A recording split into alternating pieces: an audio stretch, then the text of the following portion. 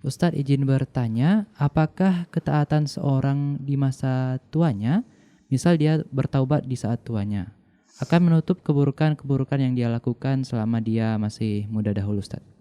Taib. Rasulullah sallallahu alaihi wasallam mengatakan, "Nam, al-a'malu bil khawatim." Amalan seseorang itu tergantung penutupnya. Taib, tergantung penutupnya. Taib.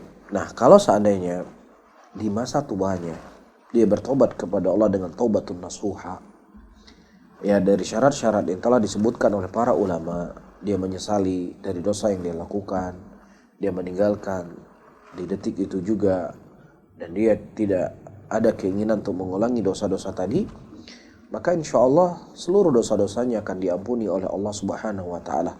Karena memang at-taubah yuhdam bima qablahu. Taubah itu menghancurkan apa yang sebelumnya.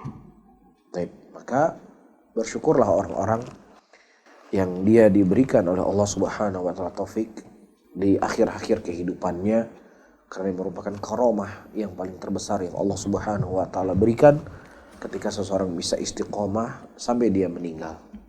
Ya, innal ladzina qalu rabbuna Allah tsumma istaqamu tatanazzalu alaihimul malaikatu alla takhafu wa la tahzanu. Dan orang-orang yang berkata Rabb kami adalah Allah, kemudian mereka istiqomah di jalan Allah Subhanahu wa Ta'ala, kemudian ketika dia akan mati akan datang malaikat, dan malaikat tersebut berkata kepadanya, jangan kau takut dan jangan kau bersedih, dan berilah kabar gembira kepada orang-orang yang mereka selalu istiqomah di jalan Allah, surga yang mereka akan mendapatkan apapun yang mereka inginkan dalam surga tersebut. Baik. Cuman yang menjadi masalahnya, ada orang-orang yang mereka di masa mudanya dia menuntut ilmu, di masa mudanya dia dalam keadaan ketaatan, di masa mudanya dia dekat dengan Allah, justru di masa-masa tuanya dia jauh dari kebaikan, bahkan dia berkubang dengan dosa dan berkubang dengan maksiat, maka kita takut dengan kondisi su'ul khatimah. Kita takut dengan kondisi orang-orang yang menutup kematiannya dengan kejelekan. Nasallallahu salamatu wal afiyah.